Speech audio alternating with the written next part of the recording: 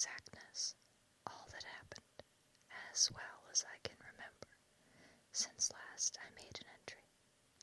Not a detail that I can recall must be forgotten. In all calmness I must proceed.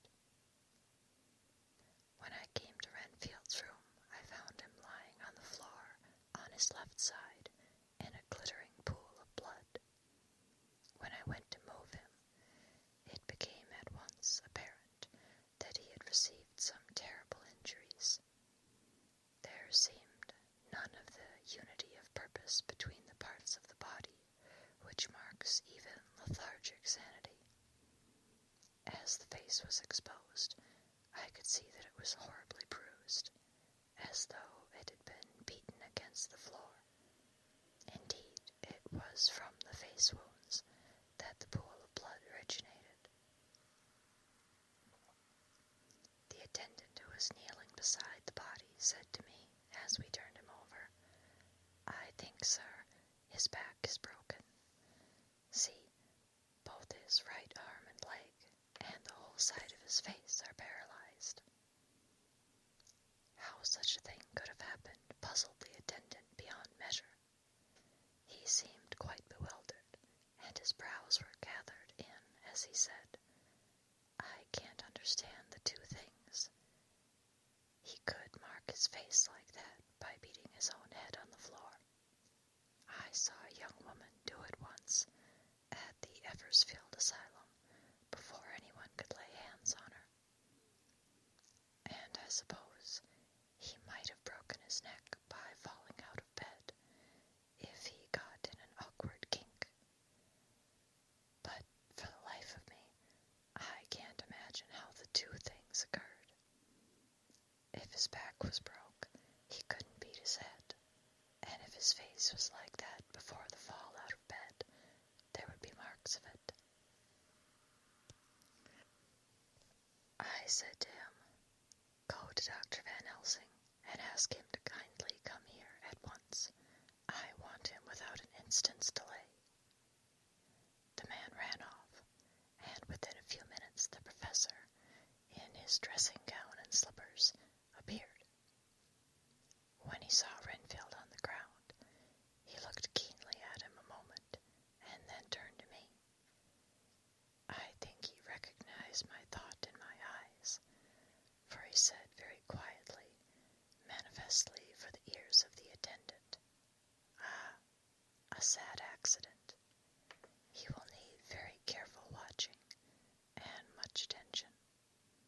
I shall stay with you myself, but I shall first dress myself. If you will remain, I shall in a few minutes join you." The patient was now breathing stertorously, and it was easy to see that he had suffered some terrible injury. Van Helsing returned with extraordinary celerity, bearing with him a surgical case. He had evidently been thinking, and had his mind made up, for almost before he looked at the patient, he whispered to me, "Send the attendant away.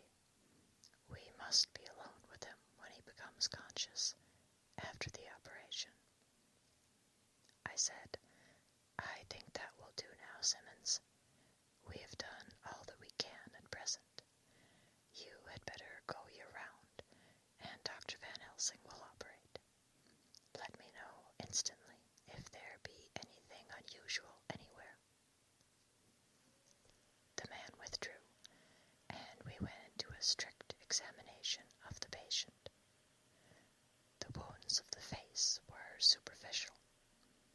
The real injury was a depressed fracture of the skull, extending right up through the motor area.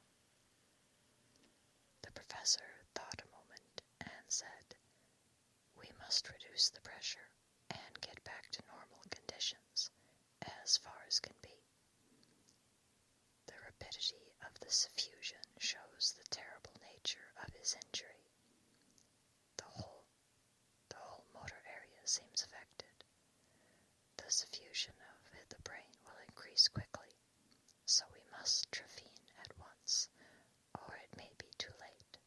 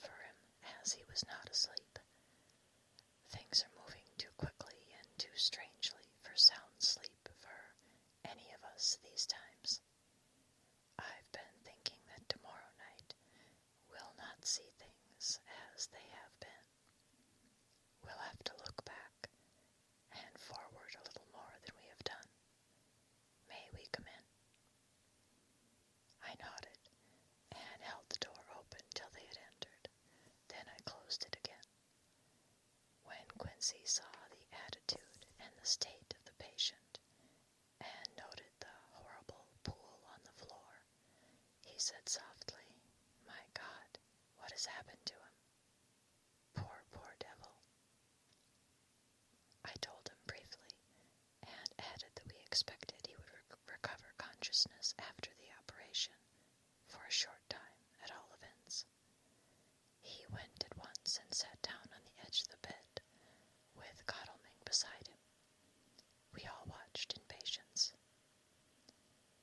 We shall wait, said Van Helsing, just long enough to fix the best spot for trephining, so that we may most quickly and perfectly remove the blood clot, for it is evident that the hemorrhage is increasing. The minutes during which we waited passed with fearful slowness.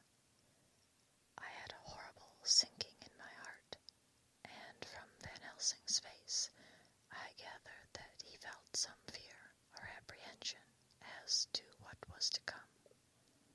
I dreaded the words Renfield might speak. I was positively afraid to think. But the conviction of what was coming was on me, as I have read of men who have heard the death watch. The poor man's breathing came in uncertain gasps. Each instant he seemed as though he would open his eyes and speak, but then would follow a prolonged, stertorous breath, and he would relapse into a more fixed insensibility. Inured as I was to sick beds and death, this suspense grew and grew upon me. I could almost hear the beating of my own heart, and the blood surging through my temples sounded like blows from a hammer. The silence finally became agonizing. I looked at my companions, one after another, and saw from their flushed faces and damp brows that they were enduring equal torture. There was a nervous suspense over us all, as though overhead some dread bell would peal out powerfully when we should least expect it. At last there came a time when it was evident that the patient was sinking fast. He might die at any moment. I looked up at the professor and caught his eyes fixed on mine. His face was sternly set as he spoke. There is no time to lose. His words may be worth many lives. I have been thinking so as I stood here. It may be there is a soul at stake. We shall operate just above the ear. Without another word, he made the operation. For a few moments the breathing continued to be stertorous. Then there came a breath so prolonged that it seemed as though it would tear open his chest. Suddenly his eyes opened and became fixed in a wild, helpless stare. This was continued for a few moments. Then it was softened into a glad surprise, and from his lips came a sigh of relief. He moved convulsively, and as he did so, said, "I'll be quiet, doctor. Tell them to take off the strait waistcoat. I have had a terrible dream, and it has left me so weak that I cannot move. What's wrong with my face? It feels all swollen, and it smarts dreadfully." He tried to turn his head, but even with the effort, his eyes seemed to grow glassy again, so I gently put it back. Then Van Helsing said in a quiet, grave tone, "Tell us your dream, Mr. Renfield." As he heard the voice, his face brightened, though it through its mutilation, and he said, "That is Dr. Van Helsing. How good it is of you to be here. Give me some water. My lips are dry, and I shall try to tell you. I dreamed." He stopped and seemed fainting. I called quietly to Quincy,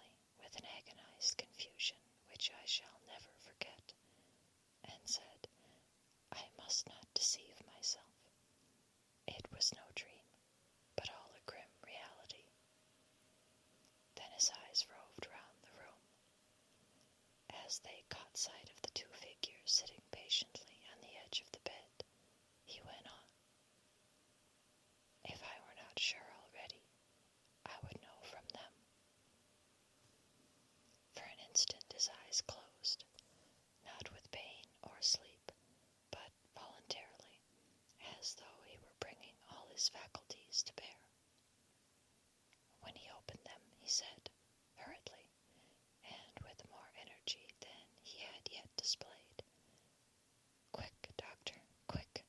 I am dying. I feel that I have but a few minutes, and then I must go back to death, or worse. Wet my lips with brandy again.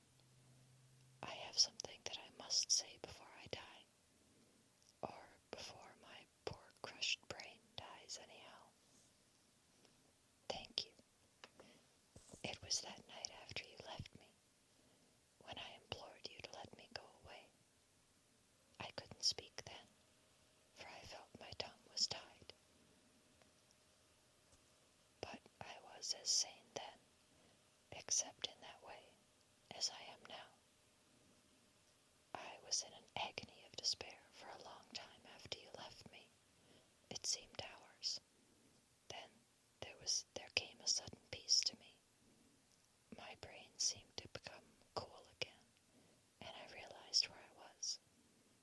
I heard the dogs bark behind our house, but not where he was.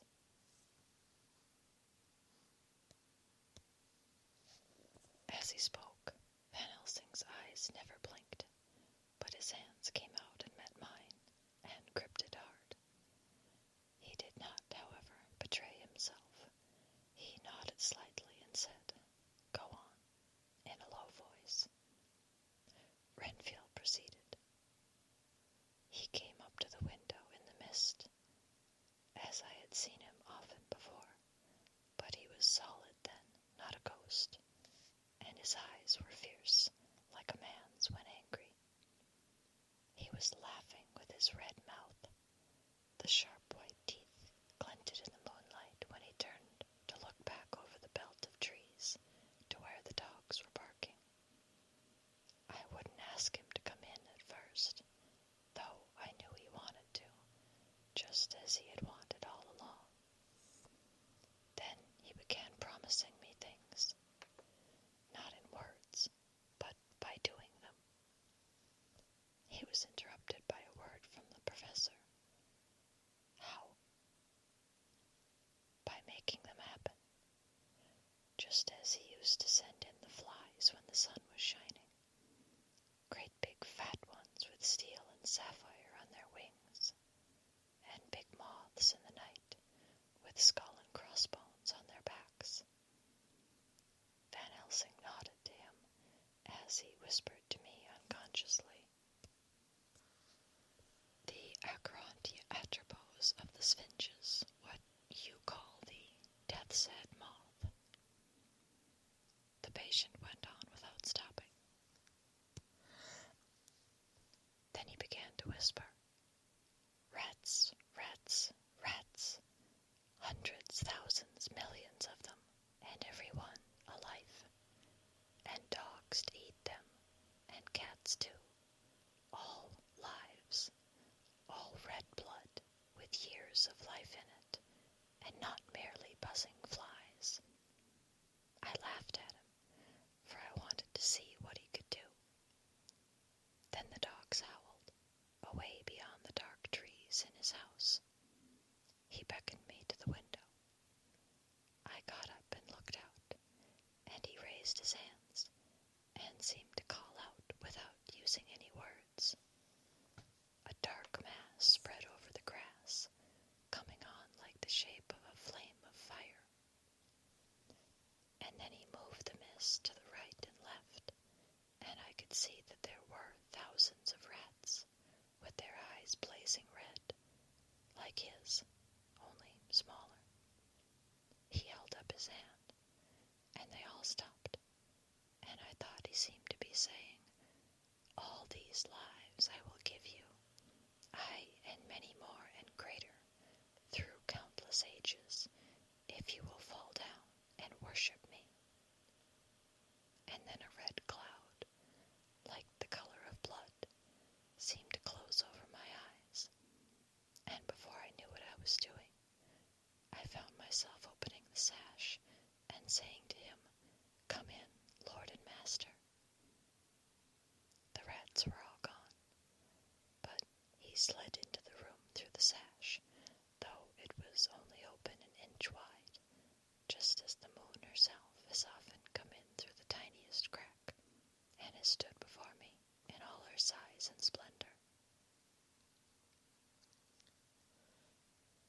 His voice was weaker, so I moistened his lips with the brandy again, and he continued, but it seemed as though his memory had gone on working in the interval, for his story was further advanced.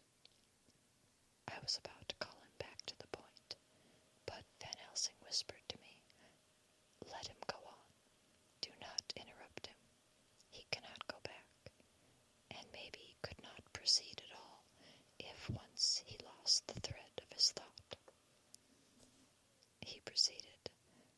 All day I waited to hear from him, but he did not send me anything, not even a blowfly, and when the moon got up I was pretty angry with him. When he did slide through the window, though it was shut, and did not even knock, I got mad with him. He sneered at me, and his white face looked out of the mist with his red eyes gleaming, and he went on as though he owned the whole place, and I was no one. He didn't even smell the same as he went by me. I couldn't hold him.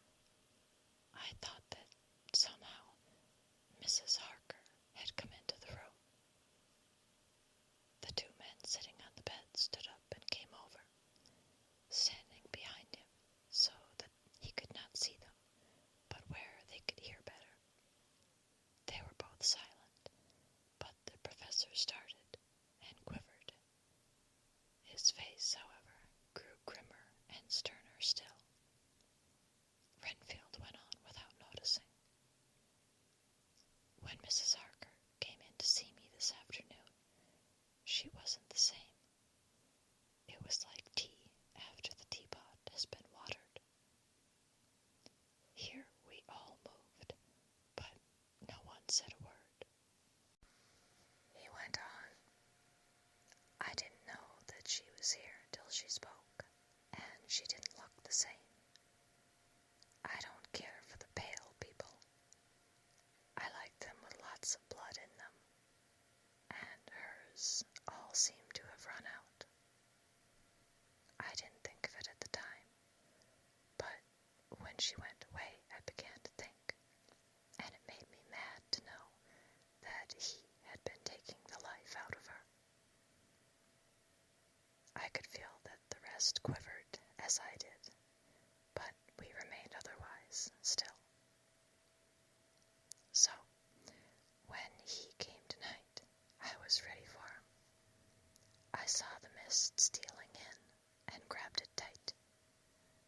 I had heard that madmen have unnatural strength, and as I knew I was a madman, at times anyhow, I resolved to use my power. And he felt it too, for he had to come out of the mist to struggle with me. I held tight, and I thought I was going to win, for I didn't mean him to take any more of her life, till I saw his eyes. They burned into me, and my strength became like water. He slipped through it, and when I tried to cling to him, he raised me up and flung me down. There was a red cloud before me, and a noise like thunder, and the mist seemed to steal away under the door. His voice was becoming fainter, and his breath more stertorous. Van Helsing stood up instinctively. "We know the worst now," he said. "He is here, and we know his purpose. It may not be too late. Let us be armed, the same as we were the other night, but lose no time. There is not an instant to spare." There was no need to put our fear, nay our conviction, into words. We shared them in common. We all hurried and took from our rooms the same things that we had when we entered the Count's house. The professor had his ready, and as we met in the corridor, he pointed to them significantly as he said, "They never leave me, and they shall not, till this unhappy business is over. Be wise also, my friends. It is no common enemy that we deal with. Alas, alas, that dear Madam Mina should suffer. He stopped. His voice was breaking, and I do not know if rage or terror predominated in my own heart. Outside the Harkers' door we paused. Art and Quincy held back, and the latter said, "Should we disturb her?" "We must," said Van Helsing grimly. "If the door be locked, I shall break it in." May it not frighten her terribly. It is unusual to break into a lady's room. Van Helsing said solemnly, "You are always right, but this is life and death. All chambers are alike to the doctor, and even were they not, they are all as one to me tonight. Friend John, when I turn the handle, if the door does not open, do you put your shoulder down and shove, and you too, my friends. Now." He turned the handle as he spoke, but the door did not yield. We threw ourselves against it. With a crash, it burst open, and we almost fell headlong into the room. The professor did actually fall, and I saw across him as he gathered himself up from hands and knees. What I saw appalled me. I felt my hair rise like bristles on the back of my neck, and my heart seemed to stand still.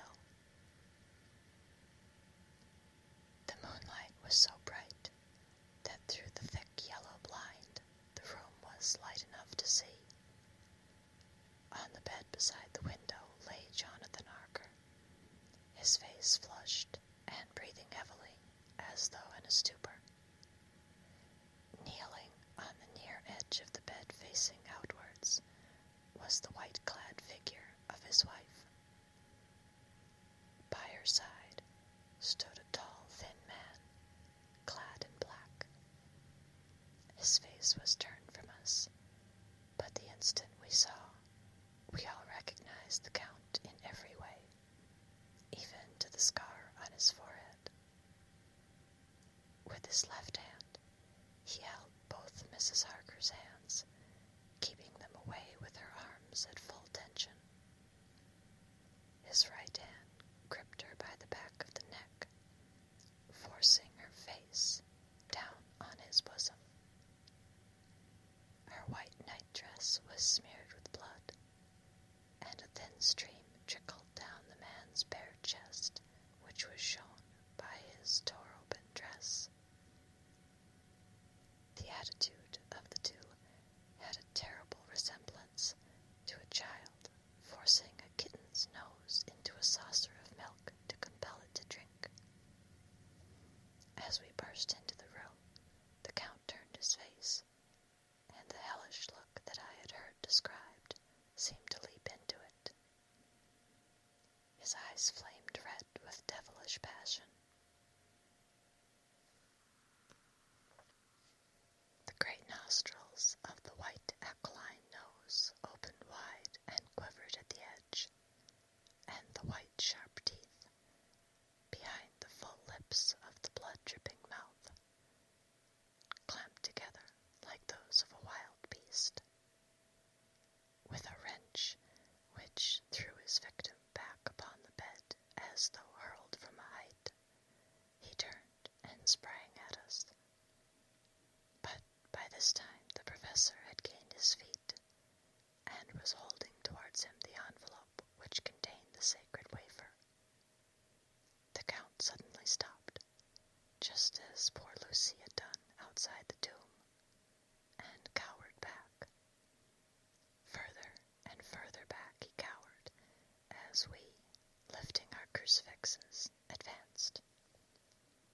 The moonlight suddenly failed, as a great black cloud sailed across the sky. And when the gaslight sprang up under Quincy's match, we saw nothing but a faint vapor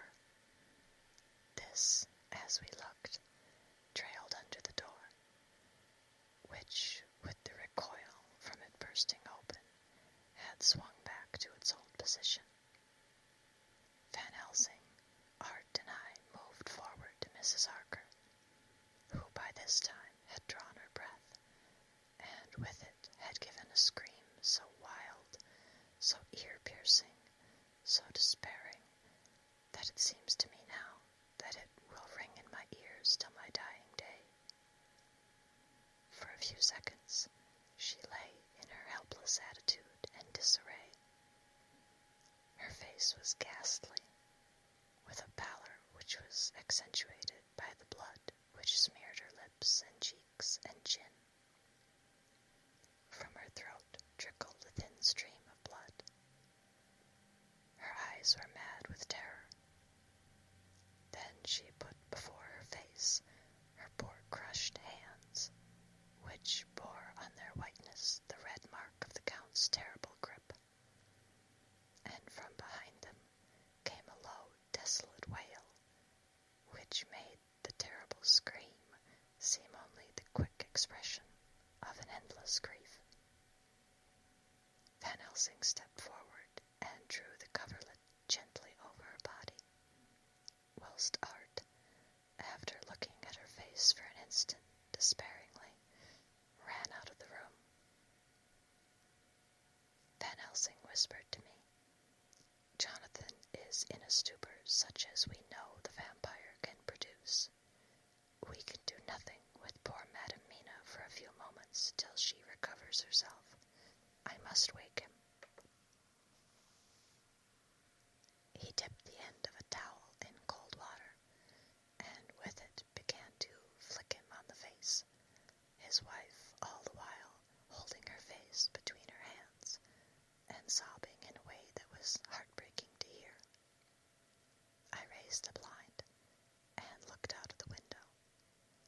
There was much moonshine, and as I looked, I could see Quincy Morris run across the lawn and hide himself in the shadow of a great yew tree. It puzzled me to think why he was doing this, but at the instant I heard Harker's quick exclamation as he woke to partial consciousness and turned to the bed.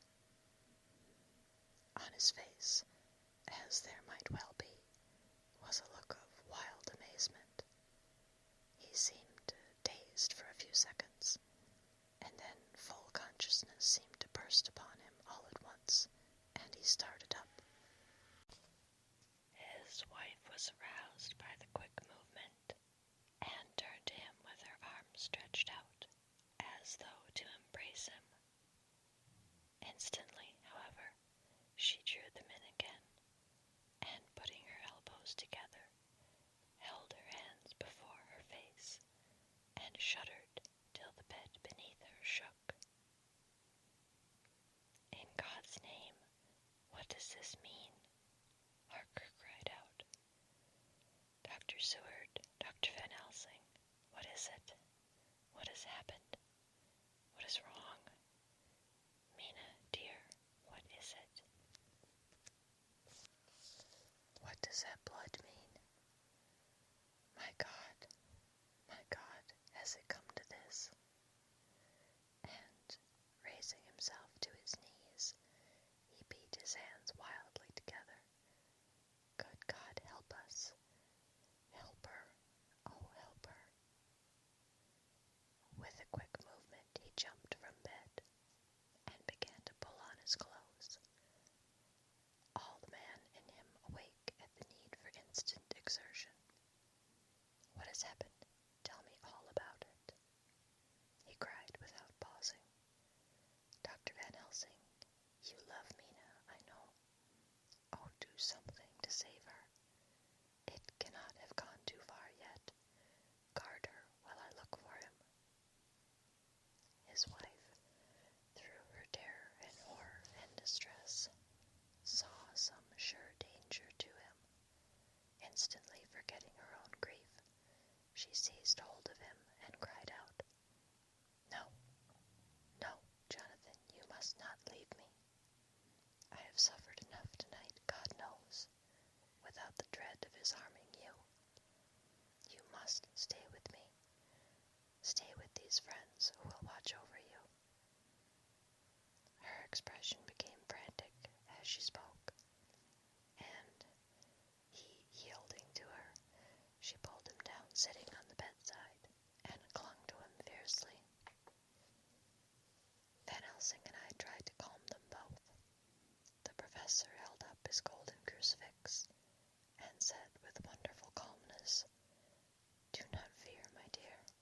We are here, and whilst this is close to you, no foul thing can approach. You are safe for tonight, and we must be calm and take counsel together."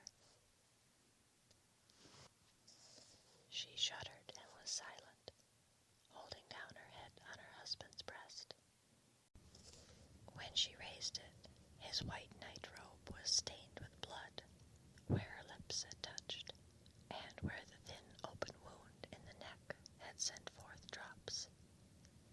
The instant she saw it, she drew back, with a low wail, and whispered, amidst choking sobs, "Unclean, unclean. I must touch him or kiss him no more. Oh, that it should be, that it is I who am now his worst enemy, and whom he may have most cause to fear." To this he spoke out resolutely, "Nonsense, Mina. It is a shame to me to hear such a word. I would not hear it of you, and I shall not hear it from you. May God judge me by my deserts, and punish me with more bitter suffering than even this hour, if by any act or will of mine anything ever come between us."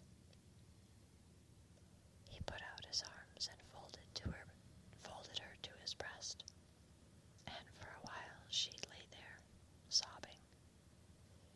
He looked at us over her bowed head, and with eyes that blinked damply above his quivering nostrils. His mouth was set as steel. After a while her sobs became less frequent and more faint, and then he said to me, speaking with a studied calmness which, I felt, tried his nervous power to the utmost, "And now, Dr. Seward, tell me all about it. Too well I know the broad fact. Tell me all that has been." I told him exactly what had happened, and he listened with seeming impassiveness, but his nostrils twitched and his eyes blazed, as I told how the ruthless hands of the Count had held his wife in that terrible and horrid position, with her mouth to the open wound in his breast. It interested me, even at that moment, to see that whilst the face of white set passion worked convulsively over the bowed head, the hands tenderly and lovingly stroked the ruffled hair. Just as I had finished, Quincy and Godalming knocked at the door. They entered in obedience to our summons. Van Helsing looked at me questioningly. I understood him to mean that if we were to take advantage of their coming to divert, if possible, the thoughts of the unhappy husband and wife from each other and from themselves. So, on nodding acquiescence to him, he asked them what they had seen or done, to which Lord Godalming answered, "I could not see him anywhere in the passage, or in any of our rooms. I looked in the study, but though he had been there, he had gone. He had, however—" He stopped suddenly, looking at the poor drooping figure on the bed. Van Helsing said gravely, "Go on, friend Arthur. We want here no more concealments. Our hope now is in knowing all."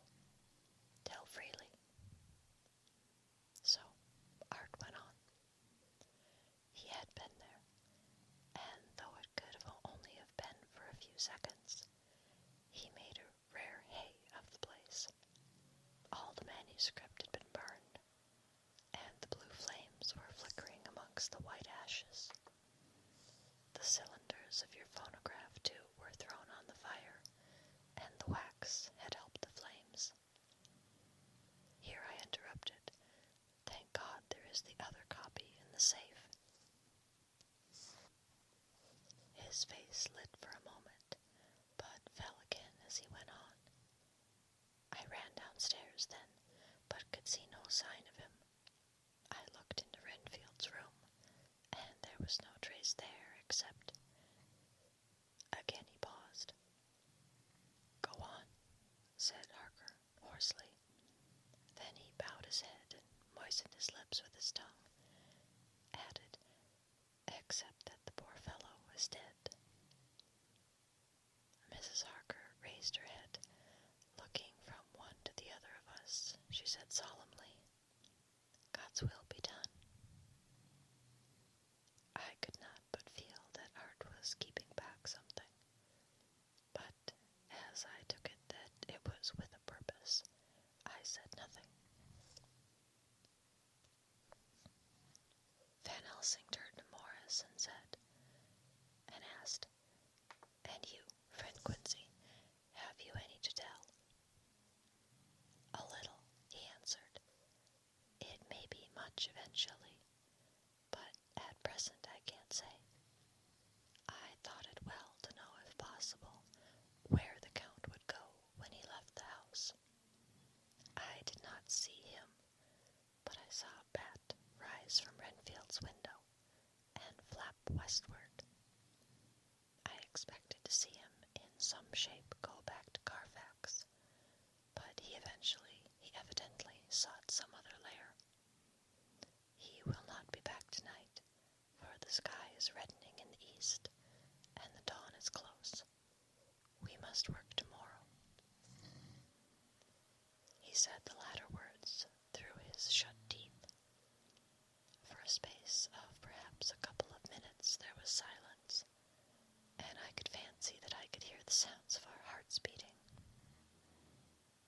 Then Van Helsing said, placing his hand tenderly on Mrs. Harker's head, "And now, Madam Mina, poor dear, dear Madam Mina, tell us exactly what happened. God knows that I do not want that you be pained, but it is need that we know all. For now, more than ever, has all work to be done quick and sharp, and in deadly earnest. The day is close to us that must end all, and if it may be so, and now is the chance that we may live and learn." The poor dear lady shivered, and I could see the tension of her nerves as she clasped her husband closer to her and bent her head lower and lower still on his breast. Then she raised her head proudly and held out one hand to Van Helsing, who took it in his, and after stooping and kissing it reverently, held it fast. The other hand was locked in that of her husband, who held his other arm thrown round her protectingly. After a pause in which she was evidently ordering her thoughts, she began.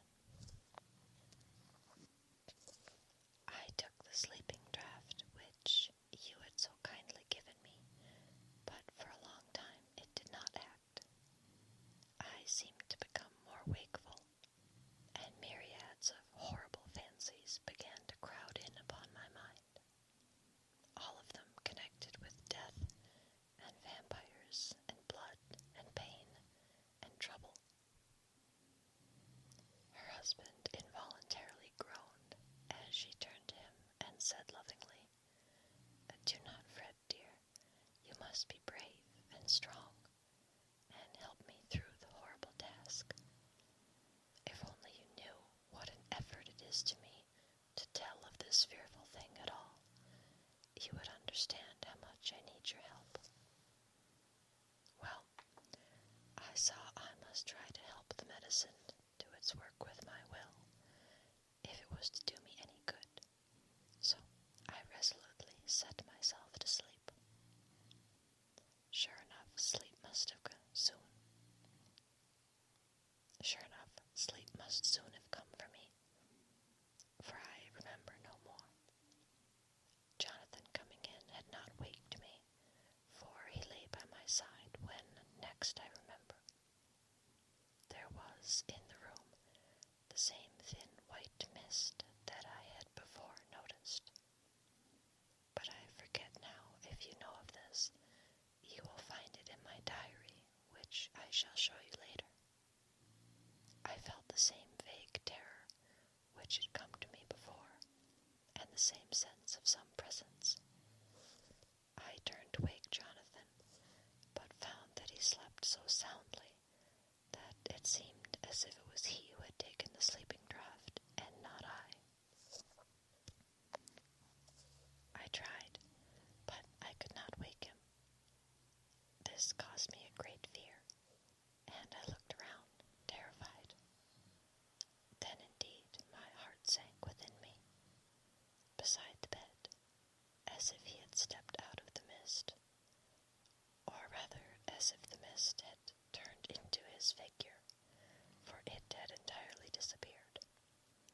Stood a tall, thin man, all in black. I knew him at once from the description of the others. The waxen face, the high aquiline nose, on which the light fell in a thin white line, the parted red lips, with the sharp white teeth showing between, and the red eyes that I had seemed to see in the sunset on the windows of St. Mary's Church at Whitby. I knew, too, the red scar on his forehead where Jonathan had struck him. For an instant my heart stood still, and I would have screamed out, only that I was paralyzed. In the pause, he spoke in a sort of keen, cutting whisper, pointing as he spoke to Jonathan. Silence! If you make a sound, I shall take him and dash his brains out before your very eyes. I was appalled, and was too bewildered to do or say anything. With a mocking smile, he placed one hand upon my shoulder, and, holding me tight, bared my throat with the other, saying as he did so, "First, a little refreshment to reward my exertions. You may as well be quiet. It is not the first time, or the second, that your veins have appeased my thirst." I was bewildered, and strangely enough, I did not want to hinder him. I suppose it is a part of the horrible curse that such is when his touch is on his victim. And, oh my God, pity me, he placed his reeking lips upon my throat. Her husband groaned again. She clasped his hand harder, and looked at him pityingly, as if he were the injured one, and went on. I felt my strength fading away, and I was in a half swoon. How long this horrible thing lasted, I know not. But it seemed that a long time must have passed before he took his foul, awful, sneering mouth away. I saw it drip with the fresh blood. The remembrance seemed for a while to overpower her, and she drooped and would have sunk down, but for her husband's sustaining arm. With a great effort, she recovered herself and went on.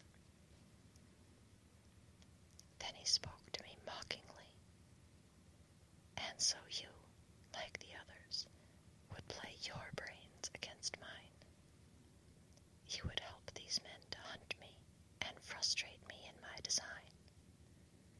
You know now, and they know in part already, and will know in full before long, what it is to cross my path. They should have kept their energies for use closer to home, whilst they played wits against me who commanded nations, and intrigued for them, and fought for them,